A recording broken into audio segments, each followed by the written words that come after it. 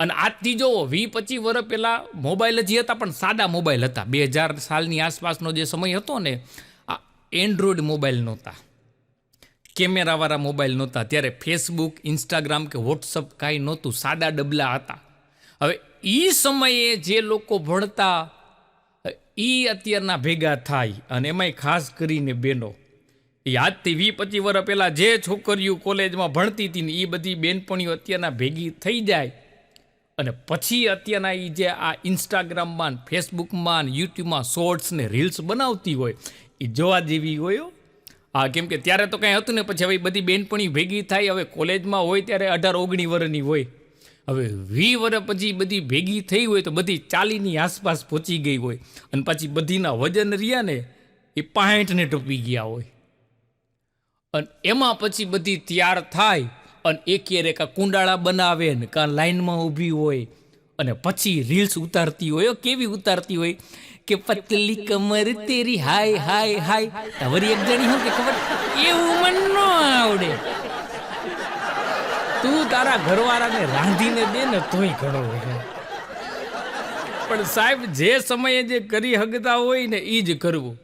આ પહેલાંના સાહેબ ગીતો વયા ગયા. આપણે લગ્ન થતા ને ત્યારે 15-15-20 દી સુધી ઘરે, જેને ઘરે લગ્ન હોય ને ત્યાં આજુબાજુના માણસો ભેગા થઈ બધા બૈરાવર્યા ને લગ્ન ગીતો ગાતા. એ બંધ થઈ ગયું, પણ અત્યારે અમુક એવા ગીતો હોય ને આપણને એમ થાય કે આવા ગીતો સાંભળવાને આના કરતાં પૈણવું નહીં.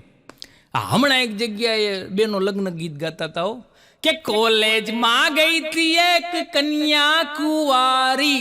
તારો ડોહો કોલેજમાં તો કુંવારી જ કન્યા જાય, ત્યાં તો કઈ ડોહ્યું જાય નહીં. એટલે ક્યાં જાય છે ને એ અત્યારે નક્કી નથી થતું. હા, અને અમને હલવાડે. હમણાં એક જગ્યાએ કાર્યક્રમ દેવા જતો તો બસમાં બેઠો તો મારી બાજુમાં એક જણો બેઠો. મને કે એક પ્રશ્ન પૂછું. મેં કીધું પૂછ, મારો એ સમય જાય. હવે મને નહોતી ખબર કે મરી ગયો મને હલવાડશે. મને કે છત્રી રહી એ સ્ત્રીલિંગ છે કે પુલ્લિંગ? મેં કીધું સ્ત્રીલિંગ. મને કે તો એ કાગડો શું કામ થાય? કાગડી થવી જોઈ.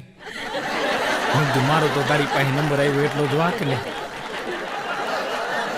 એક છોકરો રહ્યો ને એના બાપને કે પપ્પા આ તમે લગ્ન શું કામ કર્યા?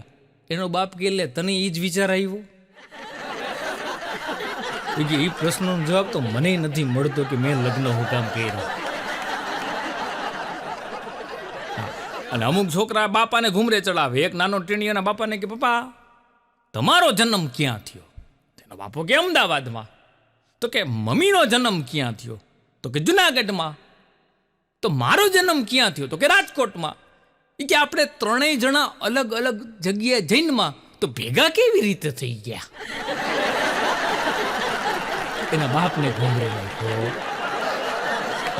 અને સલાહ ન દેવાય. અત્યારના છોકરાઓ રહ્યા ને, અમુક છોકરાઓ તમે જોજો મોબાઈલ મૂકતા ન હોય, પછી આંખોમાં નંબર વધી જાય અને એમાં એનું ધ્યાન રહે. તો મેં હમણાં એક જગ્યાએ એક છોકરાને કીધું, મેં કીધું બેટા બહુ મોબાઈલ ન વપરાય. તો મને ખબર છે બહુ મોબાઈલ વાપરીને એ કહે તો એ કે આંખોમાં બધે નુકસાનકારક થાય, એટલે હું એક જ વાપરું છું. હવે બહુ એટલે 4-5 ઝાઝા મોબાઈલ નથી મૂકતો. એટલે અત્યારની પ્રજાને એને સલાહ દેવા જેવું નથી. શિક્ષકે હમણાં છોકરાને પૂછ્યું કે ડેટ અને તારીખ આ બેમાં શું તફાવત? છોકરો કે છોકરી કે ગર્લફ્રેન્ડ આયરે ડેટમાં જવાનું હોય અને વકીલ આયરે તારીખમાં જવાનું હોય. સાહેબ માની ગયા જવાબ ઇન્ટેલિજન્ટ હતો. હા, એક જુવાનીઓ મને કે મારે પાડોશી બદલી નાખવા હે. મેં કીધું એલા પેલો હગો પાડોશીઓ અડધી રાતે કામ આવે. આપણે કંઈક તકલીફ પડી હોય, હગાવાલા પોગે કે ન પોગે, પણ પાડોશી પહેલાં આવી જાય. મેં કીધું પાડોશ ન બદલાય. અરે મને કે ગજબના પાડોશી. મેં કીધું પણ થયું હું? મને કે ઘરે કોઈ હતું નહીં, એટલે મારે મારી ગર્લફ્રેન્ડને મારા ઘરે બોલાવી હતી. તો મેં લાઇટો બધી બંધ કરી અને મીણબત્તીથી આખું ઘર શણગાર્યું. તો પાડોશીએ પોલીસમાં ફોન કર્યો, પોલીસ સ્ટેશનવાળાને ફોન કરીને કે અમારી બાજુવાળો કંઈક મેલી વિદ્યા કરે છે. મેં તો બદલાય નહીં ભાઈ, ન્યા રહેવા જેવું નહીં. એક બાજુવાળા રહ્યા ને, એની બાજુવાળાને કે બેટા તને હવે નથી લાગતું કે તારે હવે લગ્ન કરી લેવા જોઈએ? તો ઓલો કે આંટી તમને નથી લાગતું કે તમારે હવે પારકી પંચાયત બંધ કરી દેવી જોઈએ? પછી તો એ બેને ઓલાને વતાવવાનું બંધ કરી દીધું, કેમ કે અમુકને વતાવ્યા થાય નહીં ભાઈ. એક જણો મને કે ગાડી લીધી. મેં કીધું વાહ. મેં કીધું કઈ લીધી? અરે મને કે જોરદાર. મેં કીધું કેટલા સીટર લીધી? મને કે 5 સીટર. મેં કીધું 5 સીટર એટલે મને કે જમાવટી કે એક જણો એ કે આગલી સીટમાં બેઠો હોય અને 4ને ધક્કા મારવાના. આ મરી ગયા કેમ 5 સીટર આપણને ગણાવે, આપણને ઘૂમરે નાખે. એક નેતાજી રહ્યા ને, એના ડ્રાઈવરને કે લાવ કે ગાડી કે કાર હું ચલાવી લઉં. ડ્રાઈવર કે આ કાર છે સરકાર નહીં, તમે સરકાર હલાવો, કાર હલાવો તમારું કામ નહીં, તમે ગમે ને ટાળી દો. અમદાવાદ કાર્યક્રમ દેવા જતો તો ટ્રેનમાં બેઠો તો મારી બાજુમાં એક ભાઈ આવ્યા. એ ભાઈ પાસે સરસ મજાનું છાપવું હતું, એટલે મને એમ થયું કે લાવ ને છાપવું વાંચું, કંઈક સારી વાત જાણવા મળે અને સમય પસાર થાય. તો મેં ભાઈને કીધું, મેં કીધું જરાક છાપવું આપો ને. તો કટકી તોડીને મને આપી. હું તો પછી અમદાવાદ આવ્યું ત્યાં સુધી એની સામું ન જોયું. હું તો આની સામું જોવે એ બીજો. હમણાં ચૂંટણી ગઈ ને એટલે અમારી બાજુવાળો મત દેવાનો ગયો, એટલે હું ખીજાણો. એલા જવાબદાર નાગરિક બન, મત આપવો જોઈએ, આપણો અધિકાર છે. મને કે ભાઈ જવાબદાર જ છું. મને કે જે પક્ષવાળા ઊભા રહેતા આપણા એરિયામાં આવતા. મેં કીધું હા. અને એ લોકો પ્રચાર કરતા. મેં કીધું હા. મને કે પ્રચારમાં શું બોલતા? મત દો, મત દો. મેં કીધું મરી ગયા, મત આપવાનું કહેતા હતા. મને કે મત દો એટલે નહીં દેવાનું. હવે કે હું ના સમજે હું કરે હું. હા. અને આ દુનિયાની અંદર સૌથી સુખીમાં સુખી સ્ત્રી અને પુરુષ કોણ ખબર હે? કોઈને ખબર નહીં હોય. આ માધ્યમથી કહું, આદમ અને ઈવ.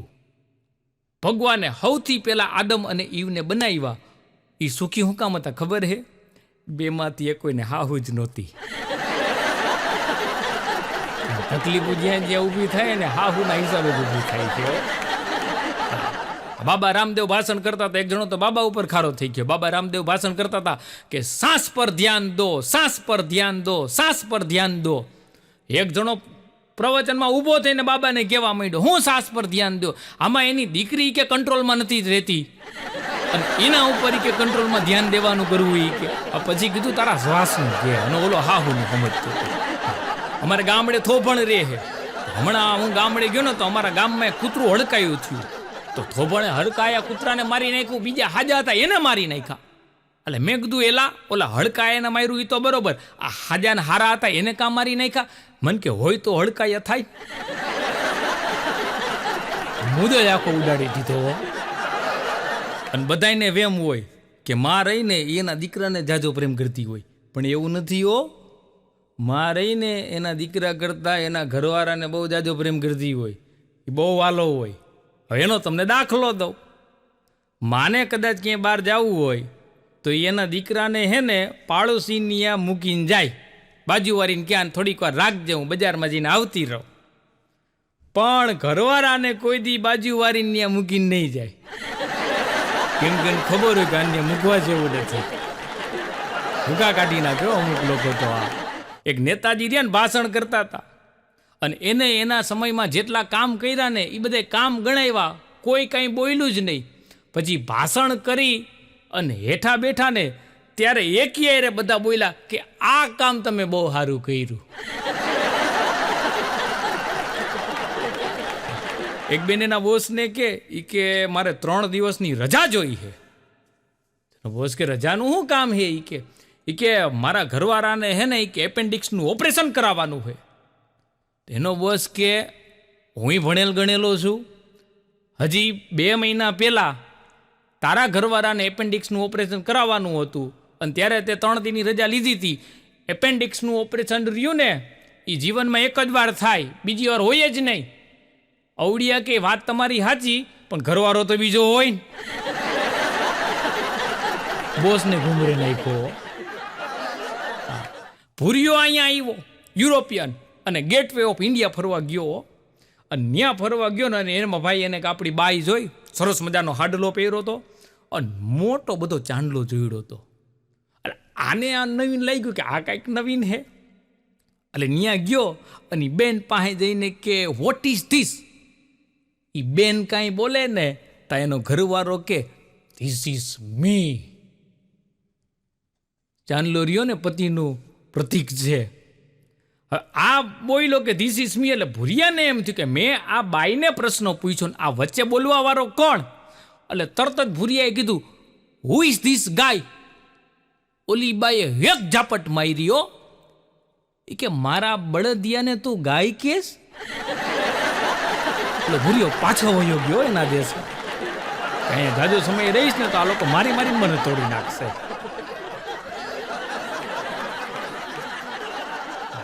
એક જણો તો હે ને થિયેટરમાં ડોરકીપરનું કામ કરતો હતો. એમાં એને દાંતમાં દુખાવો ઉપડ્યો. દવાખાને ગયો. ડૉક્ટર સાહેબ કે કયો દાંત દુખે છે? તો કે જમણી બાજુ બાલ્કનીનો ત્રીજો દાંત. મગજમાં ધંધો ચડી ગયો તો પછી ડૉક્ટર કીધું કે ને જમણી બાજુનો ઉપરનો ત્રીજો દાંત. એક જણો રહ્યો ને ડૉક્ટર પાસે ગયો, એની ઘરવાળીને હારે લઈ ગયો. એ કે સાહેબ અમારી ઘરવાળી રહીને એ કે બેરી થઈ ગઈ છે. એ કે બેરી થઈ ગઈ? એ કે કેવી રીતના તમને ખબર પડી? એ કે કાલ રાતના બાજુવાળાની ગેસનો બાટલો ફાટ્યો ને એનો અવાજ ધડાકો થયો તો મારી ઘરવાળી મને કહે કે તમે ઉધરસ ધીરે ખાવ ને. એને એ કે એવડો મોટો ધડાકો નો સંભળાણો, એને એમ કે ઉધરસ ખાવું. પછી ડૉક્ટર ઓપરેશન એની બાઈને કરી નાખ્યું. આ એક ભાઈ રહ્યા ને એની ઘરવાળી લઈને દવાખાને ગયા. ડૉક્ટરને કે સાહેબ પેઢું ખોટું કર્યા વગર ઇન્જેક્શન માર્યા વગર તમે દાંત કાઢી દો.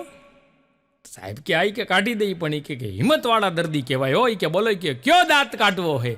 ત્યારે આનો ઘરવાળો રહ્યો ને એની ઘરવાળીને કે એલી કહેતો તારે કયો દાંત કઢાવવાનો હે. આમના અમુક બદલા લઈ લે ઘરવાળી પાસે. અને આપણા ગુજરાતી રહ્યા ને તમે જો અમેરિકામાં એટલા, લંડનમાં એટલા, ઓસ્ટ્રેલિયામાં એટલા, વિદેશમાં બધી જગ્યાએ પહોંચી ગયા છે અને બુદ્ધિશાળી. એક જણો લંડન સેટ થઈ ગયો. હવે એમાં એના એક મોટા દીકરો રહ્યો ને એના મોટા દીકરાને કાંઈક શરદી થઈ ગઈ છે તો દવાખાને ગયા. તો ડૉક્ટરને કે દીકરાને શરદી થઈ ગઈ એટલે ડૉક્ટરે દવા લખી દીધી. પછી ડૉક્ટરને કે માની લ્યો કે એને ઉધરસની દવા દેવી હોય તો કઈ દેવી પડે? તો ઉધરસની દવાઈ લખાવી લીધી.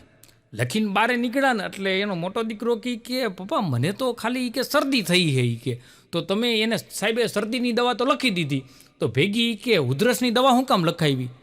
એનો બાપ કે મૂંગો રે, તાર નાના ભાઈને ઉધરસ થઈ ગઈ છે, એક બિલમાં બેયનું થઈ જાય. એ લોકો આપણી અહીંયા રાજ કરી ગયા ને પછી આવી રીતના આપણા અહીંયા બદલો વાળે હોય ને આવી. એક જણાને કંઈક દાંતમાં તકલીફ હશે, દવાખાને ગયો, સાહેબે ખુરશીમાં બેહાડ્યો. ખુરશીમાં બેઠો એટલે પછી સાહેબે પૂછ્યું કે ક્યાં દુખાવો થાય છે? ઓલો કે જમણા પગના આંગળા ઉપર. સાહેબ કે અહીંયા આવેલા આવો આવા ને આવા આ દાંતના ડૉક્ટરનું દવાખાનું હે. એ કે પગ એ કે પણ સાહેબ દાંત જ દુખે હે, પણ અત્યારે દુખાવો રહ્યો ને મારા જમણા પગના અંગૂઠા ઉપર થાય છે કેમ કે તમે એની માથે ઊભા હો. પેલા નેતી હેઠા ઉતરો પછી મારી દાંતની તકલીફ તમને કહું. ઓલાનું નખ કાઢી નાખ્યો. હમણાં એક જગ્યાએ દવાખાને ગયો ને તમે ડૉક્ટરને જો તો ડૉક્ટર સાહેબને 4 જ આંગળી, ટચલી આંગળી જ નહોતી. મેં કીધું સાહેબ આ જન્મથી તમને કે અરે મને કે ગજબની ઘટના ઘટી હતી, મને યાદ ન કરો. મેં કીધું કયો તો ખરા મને જાણવા મળે. મને કે એક નાનકડો બાળ દર્દી આવ્યો હતો, એ મોઢું જ નહોતો ખોલતો. પછી મેં મારા મદદનીશની મદદ લઈ એનું મોઢું ખોલાવ્યું ને પછી મારી ટચલી આંગળીમાં અંદર નાખીને તો મરી ગયા એવી રીતના બંધ કરી દીધી ને મારી આંગળી કાપી નાખી. હવે અત્યારની પડજા ડૉક્ટરના આંગળા કાપી નાખે અને બહુ ધ્યાન રાખવું પડે.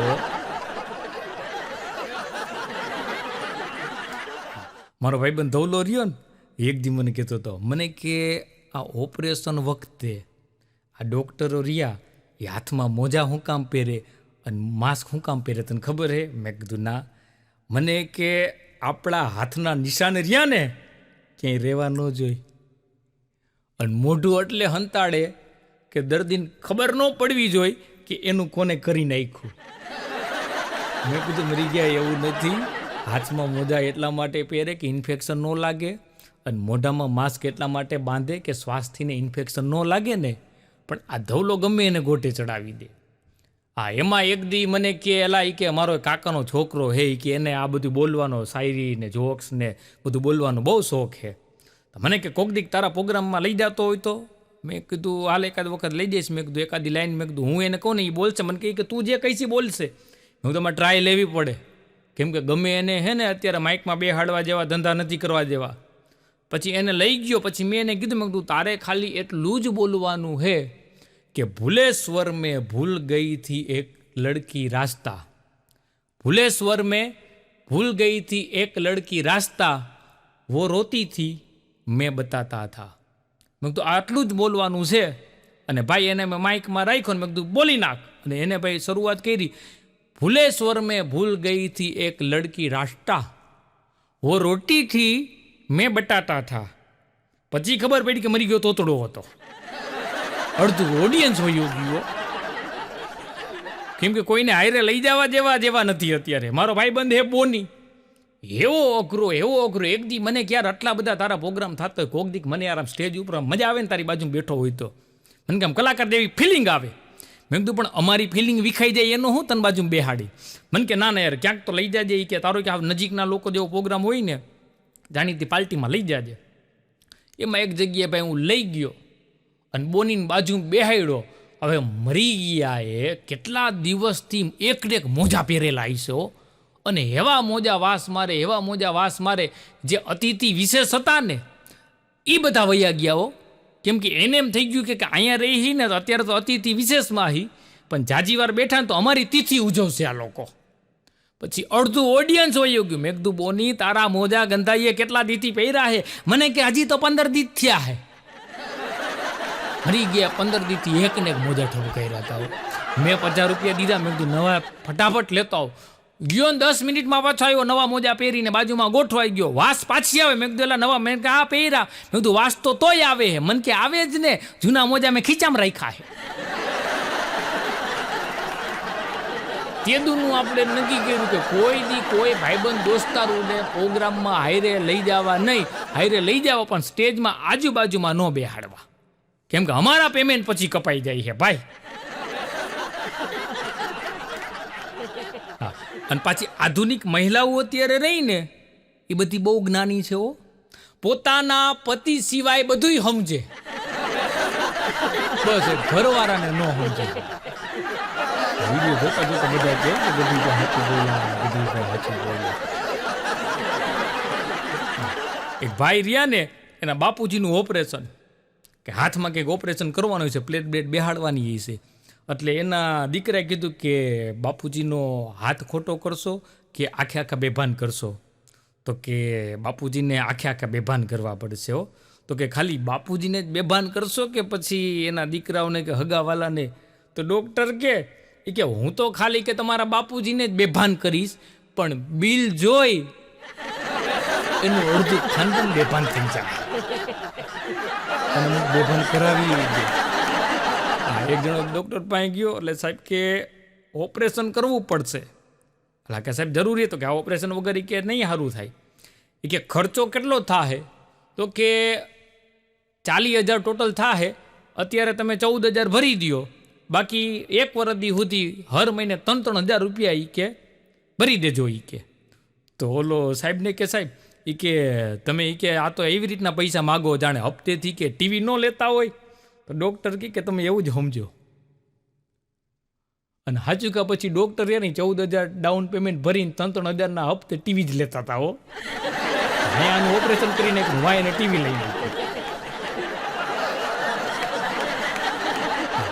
એક જણો એના ભાઈબંધને કે એલા કે આ પગમાં દુખાવો બહુ થાય છે. કે શું કરવું? કે અરે કે ઓલા સૂચક સાહેબની દવા લઈ લે. કે એની દવાથી સારું થઈ જાય? કે હા. કે હું 17 વર્ષથી લઉં છું. આ કે તો નથી લેવી. બોલો કે કાં? કે તું 17 વર્ષથી લેતો હોય તને જો સારું ન થયું હોય પણ તારે મને ન્યાય કે વધારી નાખવો હે. બે હે ને ભાઈ હોતા ને 2 કલાકાર. પછી પ્રોગ્રામ નક્કી કરવા આવે ને એટલે પાર્ટી પૂછે કેટલા રૂપિયા લ્યો હો? એટલે કે એકને બોલાવો ને તો 3500 અને 2ને બોલાવો તો 2500. એટલે હાલો લોકોને ન સમજાય કે એકને બોલાવો તો 3500 ને 2500માં બે, એટલે કોઈ એકને થોડા બોલાવે, 2500માં બેયને બોલાવે. હવે 2500માં બેયને બોલાવે ને એટલે પેલો જ્યારે સ્ટેજ ઉપર પરફોર્મ કરતો હોય ને તો બીજો રહ્યો ને એની ઓડિયન્સમાં જે હોય ને એ લોકોના દોરા ધાગા માથાના દુખાવાને પડીક્યું આપીને 5-6 હજારનો ધંધો કરી લે. પછી એ પરફોર્મ કરે એટલે ઓલો 5-6 હજારનો ધંધો કરી આવે. હવે કેવા આઈડિયા મારે કે એકલો જાય તો 3500 લઈને આવે, 2 જણા જાય તો 10-12 હજાર કમાઈ આવે. અમારા ફ્લેટ રહ્યા ને, અમારા ફ્લેટમાં અમારા પ્રમુખ છે SN ગઢવી શાંતુભાઈ, અને STમાં નોકરી કરે છે.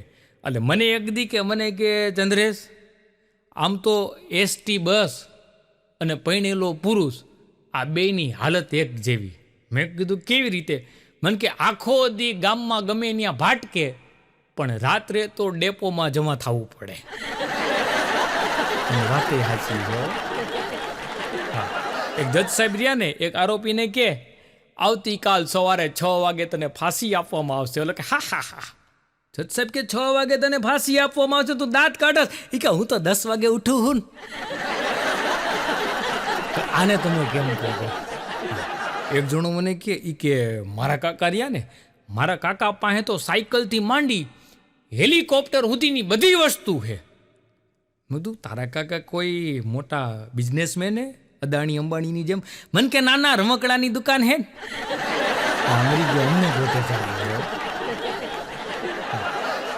ધવલો રહ્યો મને કે એક દી કે ક્યાં કે તો બધી કે સંતો મહંતોને મળતો હોય કે તો એ લોકોની કથા સાંભળવા લઈ જતો હોય તો.